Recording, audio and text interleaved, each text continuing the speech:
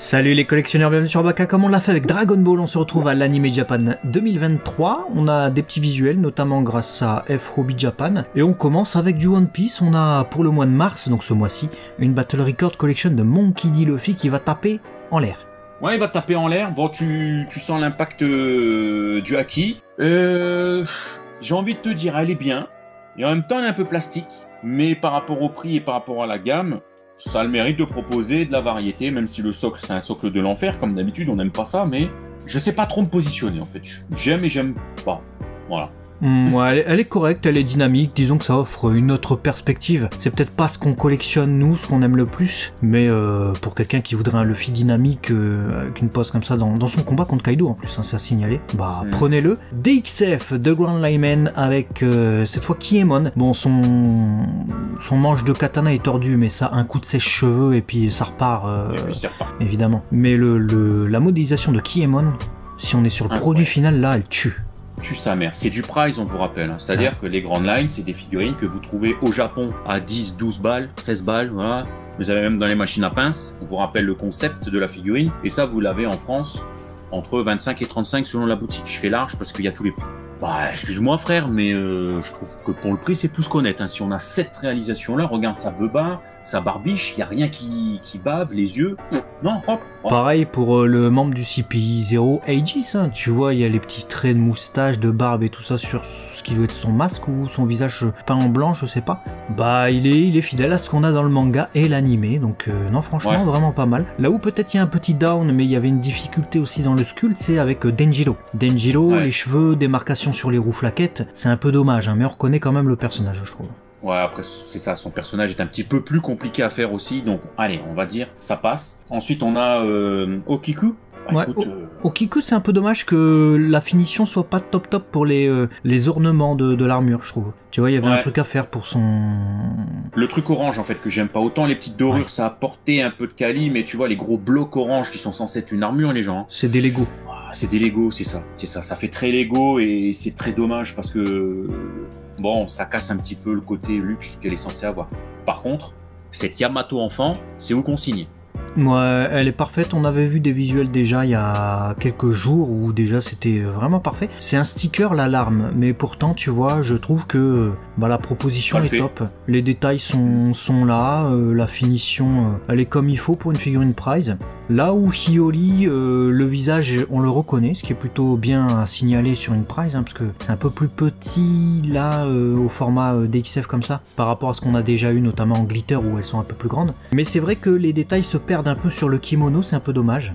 Ouais, c'est dommage. J'espère qu'en vrai, tu vois, en la voyant comme ça, avec, comme tu dis, sa vraie taille, le vrai rendu et pas un close-up cam, on se dit ça va. Parce que ce serait dommage d'avoir cette variante comme ça, fait très sinusoïdal, hein, se fait des courbes comme ça, serpentin, entre c'est top, c'est moins bien, c'est top, c'est moins bien. Après, faut se mettre en tête aussi que ce sont des petites figurines, elles sont pas très grandes, elles font environ 16-17 cm maximum, les visages sont vraiment très petits, ils font 1 pouce. Hein. Là vous voyez Ulti, je la trouve déjà parfaite comme ça, franchement parfaite, rien à dire. Pour une prize, je corrigerai rien, hein. On peut toujours mieux faire évidemment, mais c'est une prize, elle est top. Et dites-vous que sa tête, elle doit faire mon pouce, hein, donc je fais pas la taille de Kaido, hein, donc non franchement elles sont top. Même ce Iso, hein, il est pas mal, franchement. Iso, frère Iso. Là, autant je suis le premier à critiquer les mèches, hein, parce que des fois les mèches c'est pas la réussite totale. Autant là, je trouve que ça va, ça fait mèche. Il y a de la finesse dans son rouge à lèvres, dans ses cheveux méchés, ça fait le café. Ses poings en cuir comme ça, ses gants, je trouve ça le fait de ouf. Non, je l'adore moi, tu regardes comme ça, tu fais putain, Iso. Ouais. Combien 15 balles ISO. Ouais, ce qui est fou, c'est de se dire que ces figurines-là que vous allez payer, peut-être 20 balles, hein, vous allez au moins cher, vous l'aurez chez JD World. Franchement, 20 balles, vous les cumulez en plus en frais de port parce que c'est des petites boîtes. Vous en avez plein pour un prix beaucoup inférieur à ce que vous aurez en France. Et ben, ces One Piece sont les plus qualitatives des figurines DXF. Parce que si vous regardez du côté Dragon Ball, elles sont dégueulasses. Du côté de Bleach, c'est une immondice. Et du côté d'autres séries, c'est pas top non plus. Donc, non, franchement, One Piece a de la grosse qualité. Regardez encore cette Grand Line Lady de Komurasaki en train de jouer du shamisen. Bah écoutez, elle joue du shamisen. C'est le détail des ornements dans ses cheveux et tout. Ça reste évidemment du prize, mais pour du prize, franchement, c'est qualitatif. Hein. Ouais, non, moi je suis conquis. Les grandes lines, c'est une gamme que j'ai envie de faire vraiment. Dès que j'ai de la grande line, etc., je la conserve. Je sais juste pas encore en termes de place si je vais pouvoir, mais j'adorerais pour ça en fait. Ce qu'on est en train de vous dire, c'est pas trop cher, c'est accessible, il y en a beaucoup, il y a de la variété, il y a de la diversité. Et on se maintient niveau quali depuis... on en est à des centaines de figurines maintenant, entre les Special Wano, les Lady, les Children's, les Men, les ceci, cela. Bah merci de continuer sur cette gamme-là quand même, ça fait plaisir. De la même manière, hein, une gamme pleine de variétés, vu que tu signalais ça. Les World Collectable Figures. Bon alors la qualité ne se maintient pas, elle down d'année en année, malheureusement elle diminue, elle est moins bien qu'avant. Cependant regardez, quand elles sont toutes ensemble comme ça donne vraiment envie de rattraper son retard. Hein. C'est beau, c'est varié, je vois l'arc Wano Kuni. Ouais, on voit l'arc dans son ensemble quoi. C'est, à l'heure actuelle, sans aucune mesure, ma gamme préférée. Les WCF, ça reste... Quand on doit se recentrer un peu sur nos collègues, etc., ça reste pour moi la gamme où bah, ça résume une œuvre, en fait. Voilà. Si tu l'aimes vraiment profondément, tu as envie, comme tu viens de le dire, ah, je ressens Wano, c'est exactement ça, et ben, il n'y a pas mieux. Pour moi. Voilà. Et en plus, comme tu dis... Bah pour moi aussi, hein, mais je pense que vous le savez, hein, depuis le temps où on met les WCF trônés dans les premières places de nos classements des attentes figurines du mois. Et vu qu'on parlait de figurines Price, il y aura aussi cette DXF Duta, c'est pas la plus belle, surtout quand tu vois la Glitter and Glamours qui a été annoncée et qu'on vous a présentée dans une précédente vidéo que vous avez juste au-dessus là. C'est pas la meilleure Uta du monde. Hein.